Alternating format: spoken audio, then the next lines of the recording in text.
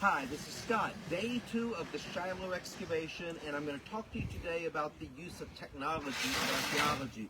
We're in the midst of a technological revolution. For example, here's our drone. Gary, let's show everybody what the drone looks like. So this is a Mavic 3 drone, DJI Mavic 3 drone. Has a Hasselblad camera, and we shoot shots straight down 90 degrees to the dig area.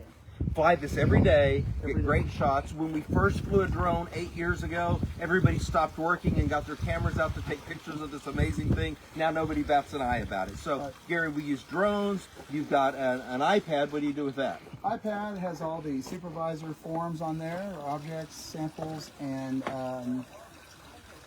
other registries. And so we fill out our forms digitally. So we're pretty much paperless in the field.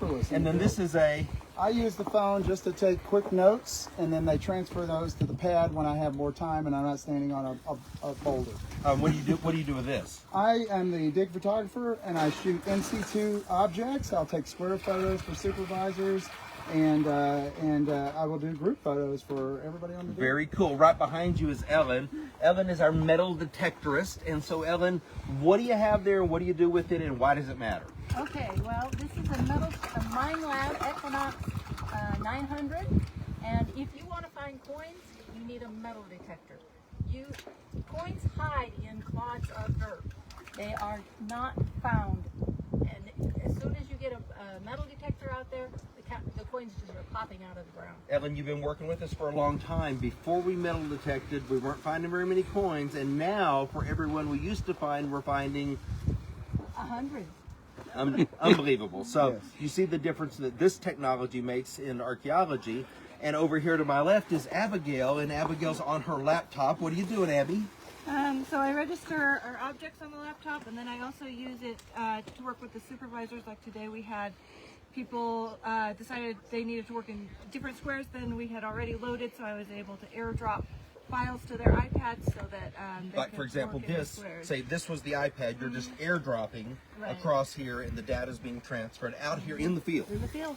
Now, one of the amazing things about this is the square supervisors, like Gary, they have data that's coming through to them. I'm seeing all that data so that in real time I can make data-driven decisions about what we're doing. So it's not just intuitive, but data comes into play. And so this is really amazing. Now, our big technology behind us, this is called wet sifting. Now, we didn't invent wet sifting, but we perfected it, and we brought it into the field, so we're using it in situ. This is Frankie Snyder. She's our wet sifting supervisor. Frankie, tell us what is it and show us how it's done. Okay. Previously, if you're looking for objects within the material, after the dry sifting, we would get material that looked like this. And like Ellen said, it is impossible to see a coin in here. It's also impossible to see lots of other things. But with wet sifting, we soak the material first, dump it on the tray, spray it, and all of a sudden we see all these different colors and different textures within the soil, and it's so much easier to pick out coins, beads, and things like lead tablets. Yeah, right, because that's how Frankie was actually the person who discovered the Mighty Ball lead tablet. But we found bula, beads, scarabs, arrowheads. It's just on and on and on. So much easier when the material is clean rather than covered with dirt. And so that's how the sausage is made behind the scenes. We recycle all the water. We have a water tower here that we built. So we have a pump that drives the water up here. So we have water pressure. Everything is recycled. And when we're finished, we drain the water out into the fields where the farmers use it. And last of all, let me show you our newest toy. This is Suzanne, and she's driving our brand new Gator, thanks to a generous donation from an AVR supporter. And this is like, how many miles on it? I don't know. Only a few kilometers on it, and it's the bomb. So what all does this machine do? We pick up the dry sift from all the squares and bring it down to the wet sift.